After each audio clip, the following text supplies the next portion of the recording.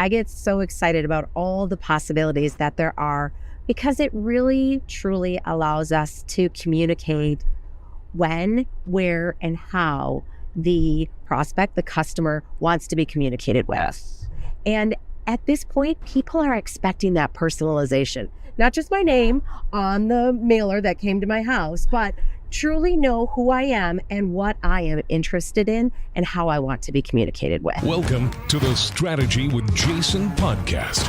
Tune in for everything you need to know to stay in the know regarding the automotive industry. Here's your host, Jason Harris. Hey, what's going on, Podcast Nation? It is Jason Harris here, and thank you for joining me on another episode of The Drive, Las Vegas edition. Today we are in beautiful Las Vegas, Nevada. It is hot, but I get to hang out with one of my favorite people. I have Kirsten with the Experian Automotive. What's going on, Kirsten? How you doing? I am doing well. So good to see you. I know, it's been a hot minute. And as you said, it is literally a hot minute today. It's hot. It is hot, and we're driving a hot car. Hey, anything I can get orange. You know me. Kristen, the other night we were at a reception for this event, and she said, "Play like Where's Waldo," but like Where's Jason? And it's like, I just kind of scoped the whole 500 people. There's an orange shirt. There he is. Exactly. Like, oh, who do I know? What's going on? Where's everybody at? And I'm like, oh, there's Jason. I see orange. Orange. I'm going that way. Guys, this is gonna be a fun podcast. This is what happens when just a couple friends get in a car and we get to jam about stuff. Well, Kirsten, look, I appreciate you taking the time to come hang out with me. This is always a lot of fun. Well, I like to kick off these podcasts with a little origin story. A, because I'm always fascinated, right? Because it's always cool to hear how people kind of fumbled their way into the automotive industry. So let's start there, Kirsten. How did you get started in this crazy little world we call the automotive industry? Well, I started right after college. So I went to school for marketing, graduated with my marketing degree, and was kind of like, okay, well, what do I do now? And I knew I had student loans, so I needed to do something. And I joined a small startup in Madison, Wisconsin, that was called Automotive Directions. And we were doing marketing research. And this is going to date me a little bit, but we were sending out surveys in the mail with $1 to encourage completion of the survey. Like literally like $1, like stapled to it? $1, yes. Mailing $1 and compiling the information and then doing a whole analysis for dealers on who their customers were, who they should market to, how they could expand and grow their business. And that evolved to a customer relationship management software solution that then a large DMS provider purchased. And I was there for a number of years. Now I'm with Experian. So I have been in auto for my entire professional career. Because once you're in, you're in. Once you're in, you're in. Like, there's no way of getting out. It's just kind of how it is. You'll die still working in the auto industry. Absolutely. Actually, I'm a lifer. That is my goal one day, to retire and just bum around from dealership to dealership doing dealer trades for them. Yeah. I think that's one of the best jobs in the automotive industry. It's a bunch of retired people just driving around, doing dealer trades. That's my retirement. There we go. I will be happy if I can. That sounds kind of fabulous. Well, hey, you got a cool workshop, and that's why one of the reasons I wanted to grab it, because the title was cool. I'm like, oh, that's some great content. We should do a podcast about this. So you got a workshop coming up tomorrow. Let's dive into it. Tell me a little bit about the workshop, some of the key takeaways from it. Let's do that. Yeah, I'm excited. So I have had the opportunity to present at a number of different conferences, but this is my first NIADA workshop. So I'm thrilled to have that opportunity from the organization. And I am presenting tomorrow on managing your most important asset, your customer data. So we are talking all things first-party data management, what you can do, how you can manage it, and ultimately to improve your marketing and reduce the waste of your marketing spend. Which is huge right now. I mean, look, as for long as I can remember, I mean, I think we've been telling dealers that you are sitting on a gold mine of data. Your database is a gold mine, But, I think like anything that we have, let's say cars, like if we don't take care of it, if we don't update it, if we don't do maintenance on it, that data just kind of becomes old and stale and rusty, and just like a car, will just kind of fall apart, and it almost comes to the point where it's no longer useful anymore, right?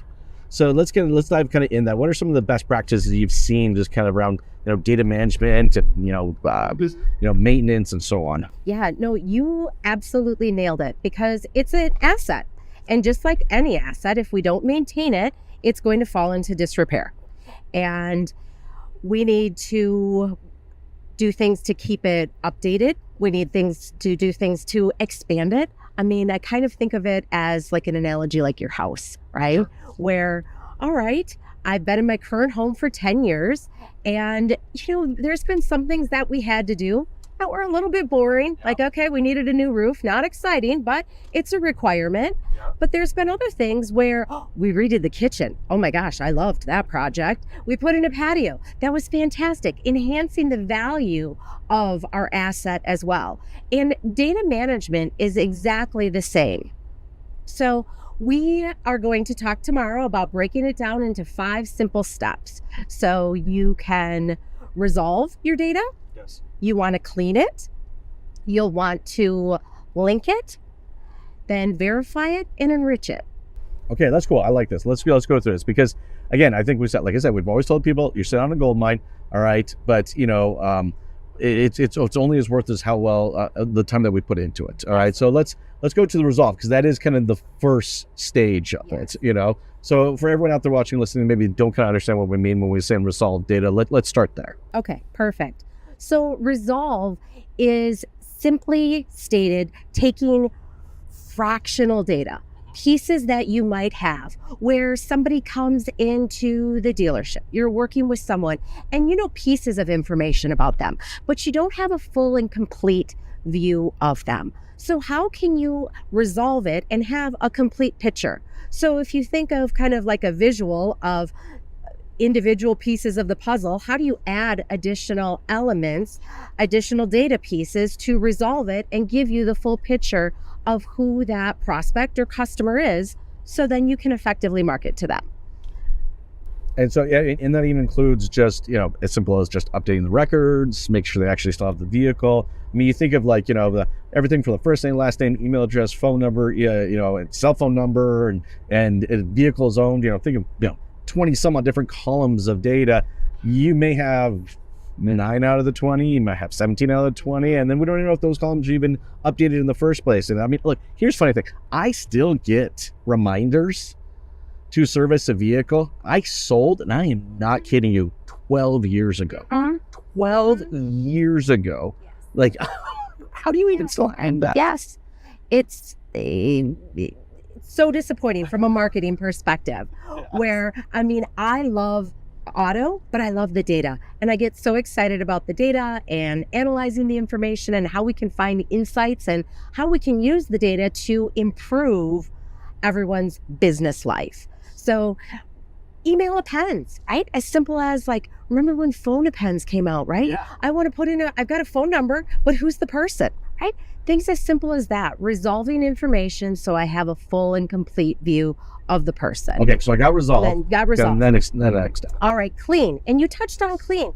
Clean is about as basic as it gets, but there are so many changes on an annual basis where the volume of changes are staggering and just flat out overwhelming if you really look at them. How many new vehicles enter the market?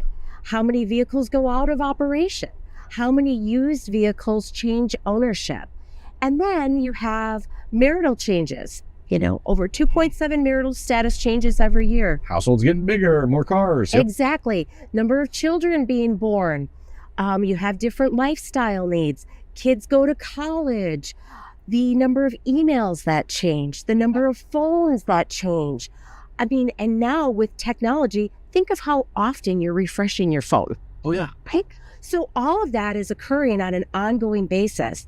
And unless you are cleaning, scrubbing that data on a regular basis, you're not going to have the current contact information to reach the customers for the complete view that you once had. Yes. And that's where you see a lot of the waste showing up to. I mean, I remember, I first started in the business, doing my private sale, and getting a stack. And I'm like, my fingers can't get big enough. Like, I just, a monster stack of return mail. And I know each one of these things cost me like $3. I'm probably got like in a hand, $2,000+ worth of return mail.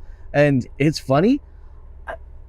I hate to say I don't see this. I actually still see this happen sometimes. I was just at a good dealer friend's office. We were sitting there, I was waiting for him to finish up soon, grab lunch. And I just saw this stack. I was like, dude, what's that? Sure enough. And we're talking like a 15-year gap, and it's still happening. Anyways, I apologize. Go ahead. Keep going. No, you're absolutely right. And if we're all being honest, how many people are actually doing something with that stack of returned mail? Exactly. Where it's a bad address. You have the confirmation that this is not being delivered to the intended person, and nothing happens with it. You're just wasting that cost, that marketing dollar, for the piece, the time, the energy, all of it. I mean, so back to data. I love data, right? We resolved it, we cleaned it, we've now added a little bit to it. Yes. So I like to always put it into dollars and cents, right?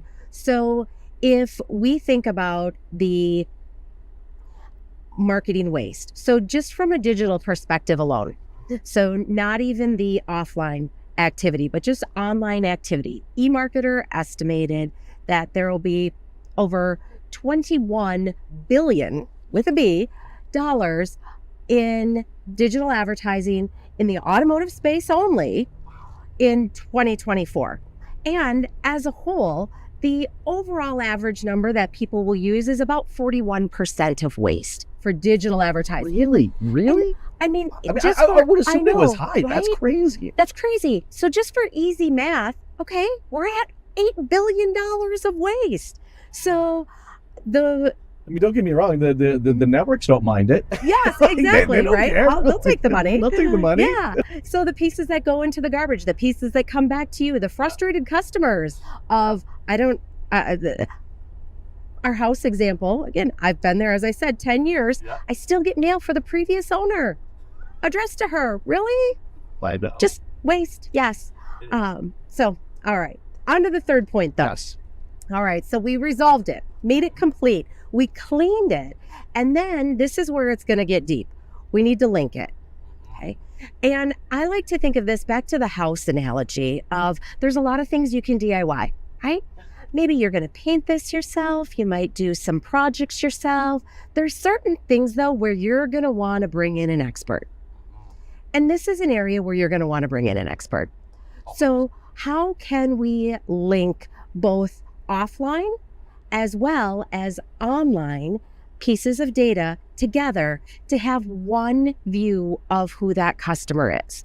It gets really complicated really quickly, as you well know. And this is where people's eyes start kind of glazing over when we talk about clean rooms and where we talk about identity graphs and all of that. But I think that's the biggest opportunity we have right now as an industry. I mean, and I think that anybody out there watching, listening right now, it is imperative that you guys find a data partner. Yeah. And then in fact, I'm gonna go down that rabbit hole a little bit with you because I think there are dealers out there, the good operators out there that are looking for data partners. Actually, I'm curious to get your kind of your thought on this. What makes a good data partner? Well, I think there's a couple of different things. Okay. One, and I mean, this is near and dear to my heart. Oh, I just beat on my mic. I'm sorry about that. Is what is the data source? A lot of people will say they have data. A lot of people have data. Where are they getting it? And what are they doing to maintain it? So are they an original source compiler? Is it that raw data that they're collecting, or are they taking data from second, third parties and piecing that together. Yeah, are they really being a data aggregator where they're breaking down these silos? Because guys, what we have right now is we have silos of data. All right, you have data from your DMS, you have data from your CRM, you have data from your website, you have, and that's just first party, and that doesn't even layer on additional third layer of our third party data, and that's where we were talking about identity maps and other stuff that we can layer back on top of this. But no, you're 100% right. Let's say the first thing we have to kind of look at is like, how are they approaching the data? Is it theirs? Are they aggregating it from multiple locations? Like, what's their approach, right? Their data approach. What is their data approach? So what is their source? Are they an original source compiler? That's the thing I would encourage everybody to ask. Are they an original source compiler? That's the buzzword. The other piece then is, how are they matching the data? So are they using a deterministic approach or a probabilistic approach? Now, big difference there. Really Big difference. Yes. And deterministic is, just for everybody out there listening, to try to explain it quickly and simply, it is where you have the data, because you're an original source compiler, you have the first party information, so you know it to be true. It is valid, it is accurate. So you can make then connections that are accurate and deterministic of future activity.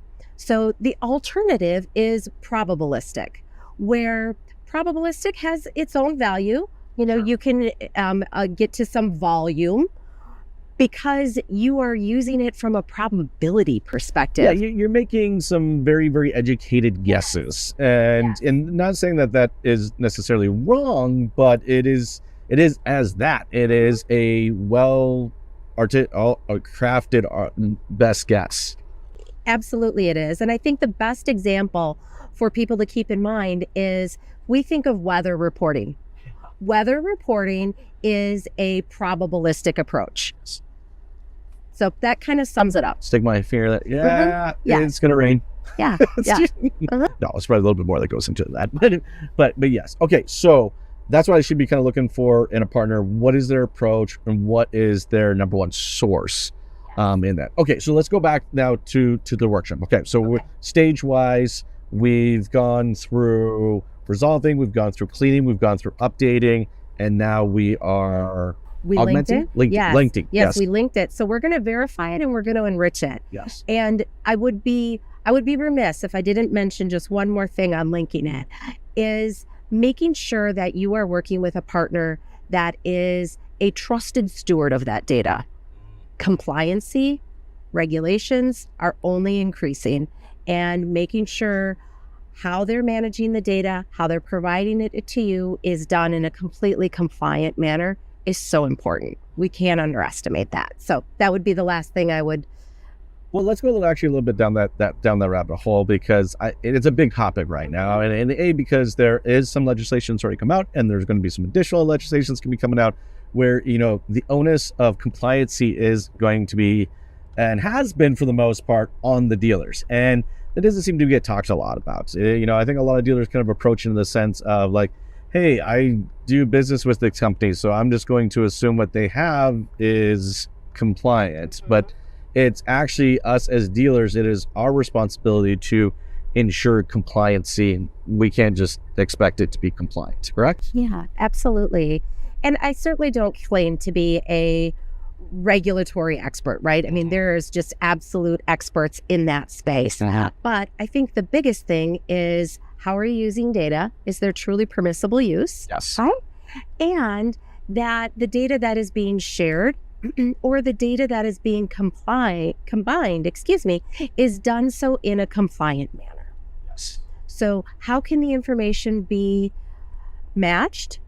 Is it done in a de-identified way? Because sometimes for marketing purposes, we match things together, but we may not want to get back to identifying that actual individual. That's against the rules, right? That's true. Yeah. How can we do it in an effective, but most important, privacy safe and compliant manner? Yes. And like I said, I think that is definitely something, if you're out there watching and listening right now, and if you found yourself a good data partner, again, that is a question that is an absolute must. How are they staying compliant? What are the processes that they're staying compliant to ensure that when we go to use our data for marketing purposes and enhancing our operational experience, that we're doing it right. Yes, right? we're doing it right. Absolutely. So the fourth piece then, verify. Now you touched on this briefly. So verify, does the person own the vehicle? Where, as you said, you are still receiving marketing communication for a vehicle you have not owned in over 10 years. Exactly. Now, in my personal opinion, I think there's some opinions in the industry that still have the approach of any marketing is good marketing.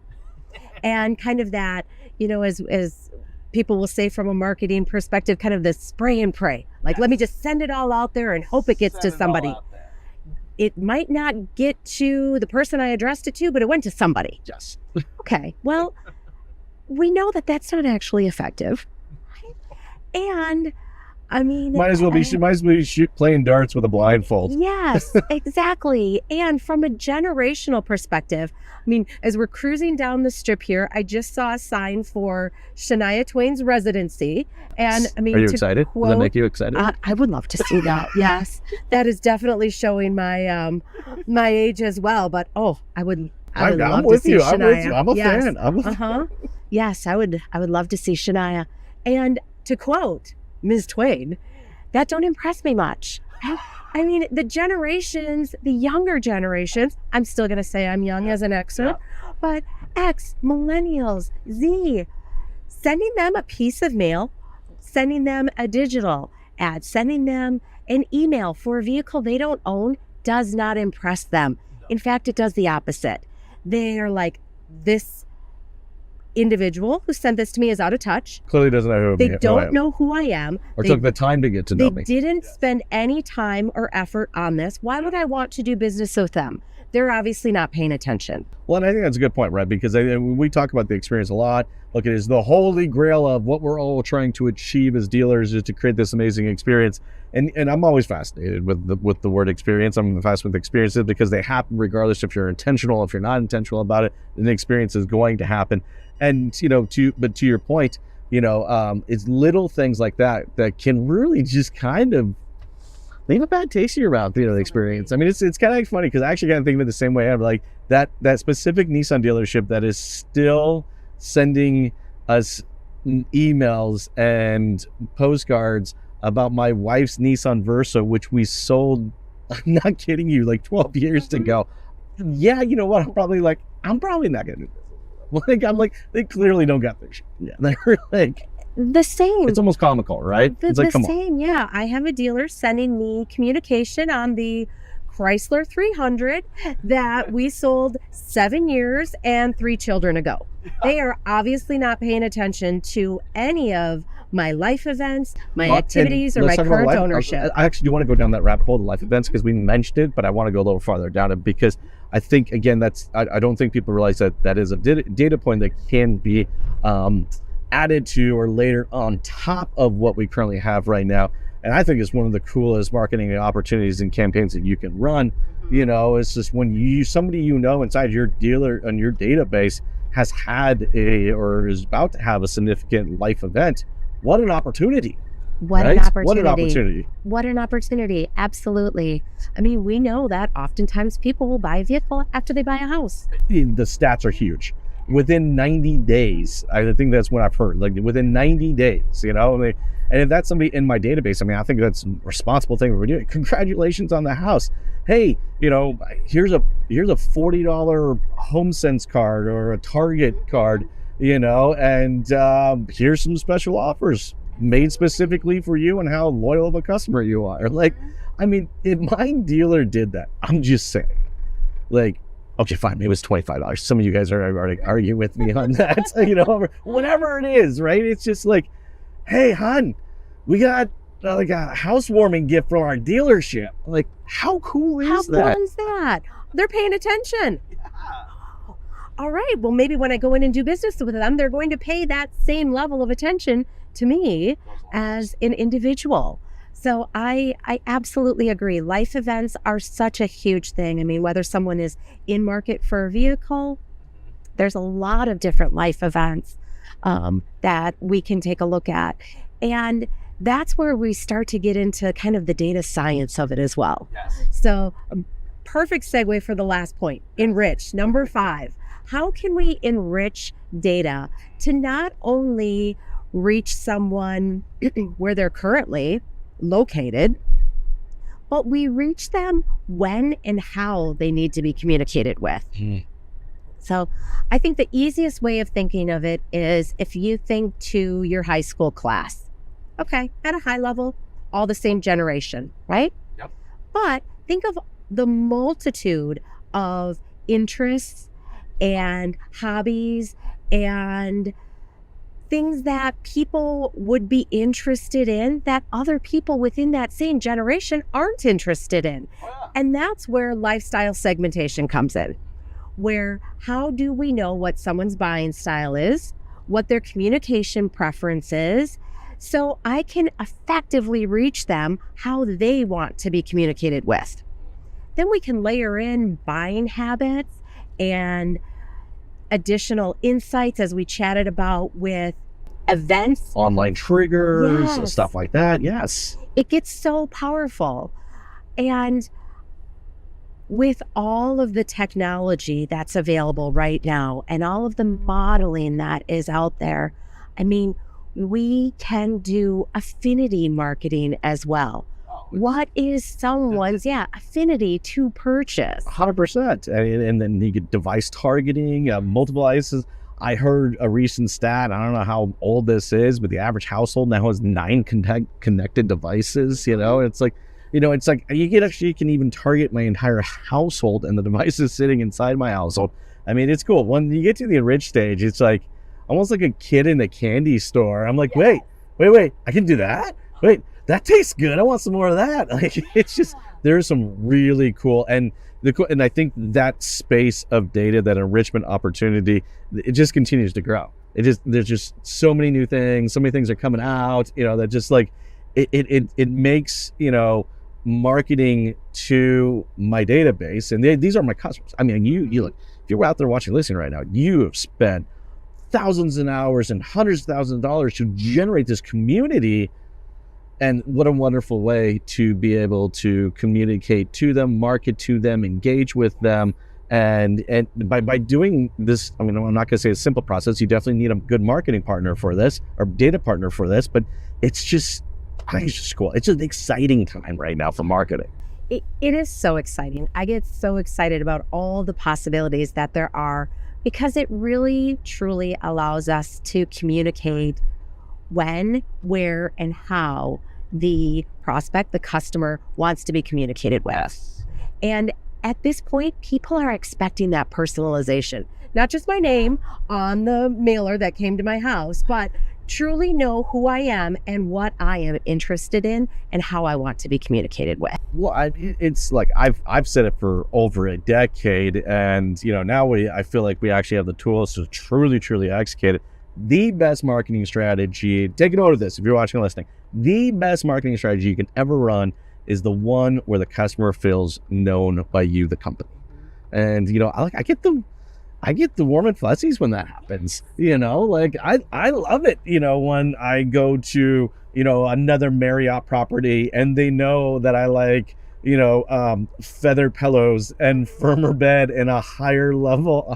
Like, I love the fact that they know that about me, and that data is stored and they can take action on that data when I come. Like, it's just a great, so let's go into some of the possibilities. I think that's super cool. I know we're getting towards the tail end of our time too, but and I'm sure you've seen some really cool examples of some cool possibilities. What are some that you were just like, oh my gosh, that was really neat, that of utilizing this type of data?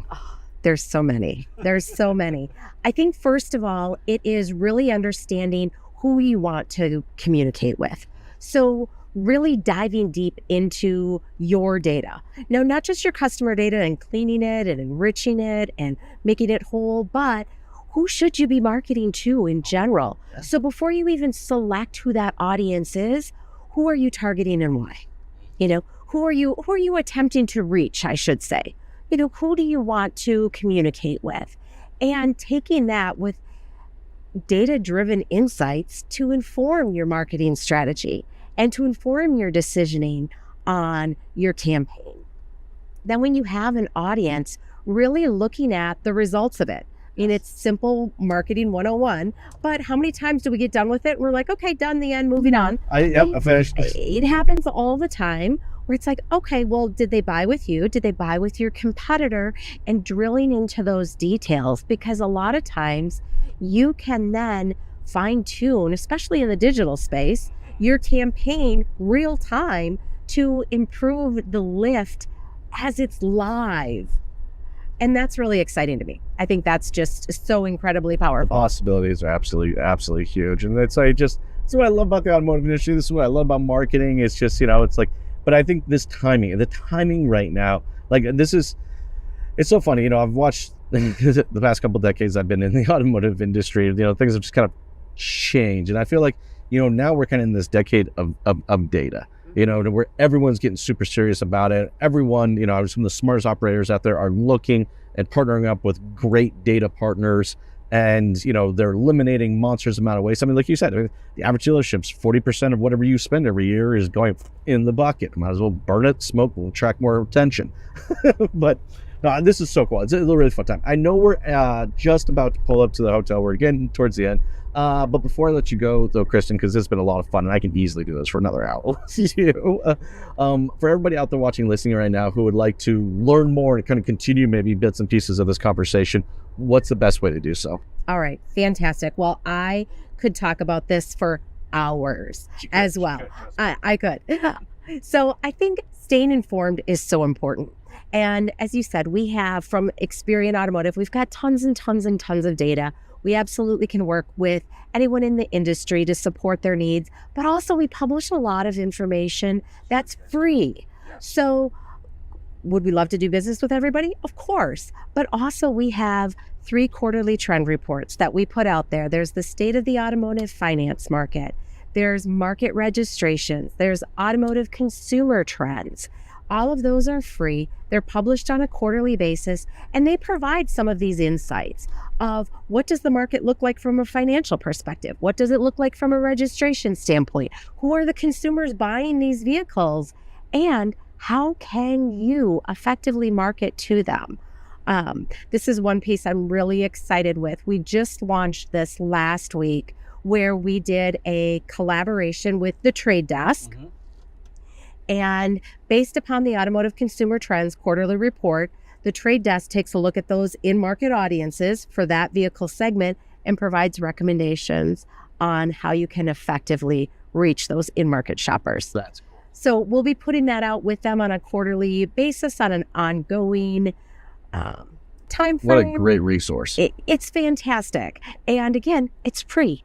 Where it's out there, it's available. Look, you guys as a brand are great about that. That's what I've always loved about Experian. Take advantage of it. You guys are always so open. You got questions, we got answers. It reminds me of like the old Radio Shacks. Like, you got questions, we got data answers. And now I do it. I encourage anybody out there watching and listening right now, definitely go to which website? Yes. So we have Experian.com automotive data. And then also we will share everything on our LinkedIn channel. So we've got a lot of pieces out there for Experian, but you're going to want to follow Experian Automotive. Awesome. Hey, everyone out there watching, listening, we really appreciate your time. This has been a great conversation with an amazing friend. You have yourself an amazing day. Thank you so much. Thanks for tuning in to the Strategy with Jason podcast with your host, Jason Harris. Don't want to miss new content? Be sure to check out the full podcast library at strategywithjason.com to stay in the know. Remember to like, comment, and subscribe. Happy podcasting.